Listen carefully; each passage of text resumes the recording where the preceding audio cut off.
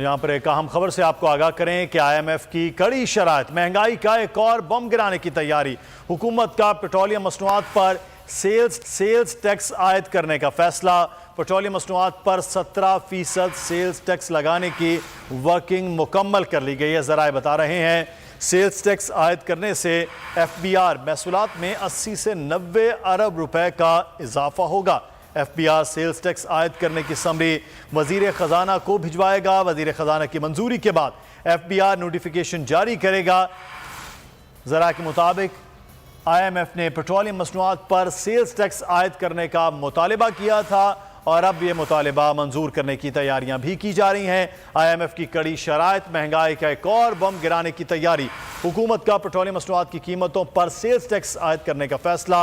17% sales tax लगाने की working मुकम्मल कर ली गई है। उमर हयात हमारे नुमाइंदे हमारे साथ हैं। उमर, तो कितना इजाफा हो जाएगा पेट्रोलियम मसनूआत की कीमतों में अगर ये 17% सेल्स टैक्स आयद हो जाता है?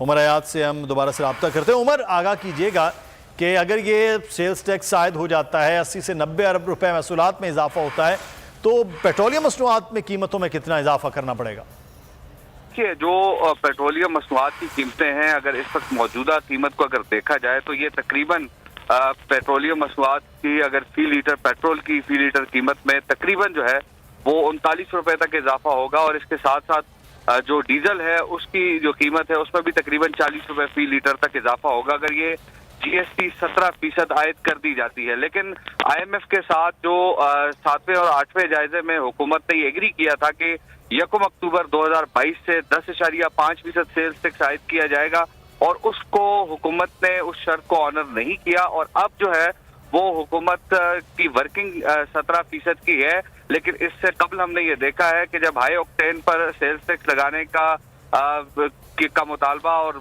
जो समरी भेजी गई थी वजीर खजाना को, वजीर खजाना ने ECC में वो समरी जो है वो मुस्तरद कर दी थी। लेकिन अब ये समरी वजीर खजाना को भेजी जाएगी और दूसरी जानिब हम देखते हैं कि IMF प्रोग्राम भी तातुल का शिकार है और उसको कंटिन्यू करने के लिए हुकूमत पाकिस्तान को IMF की जो शर्तें हैं वो माननी पड़ेंगी और पेट्रोल पर जो जनरल सेल्स टैक्स है वो लगाना तो जो पड़ेगा। शराइत रखी गई थी, जो जायजा 7वीं 8वीं में था, उसको पूरा करने के लिए भी हुकूमत को यह करना पड़ेगा।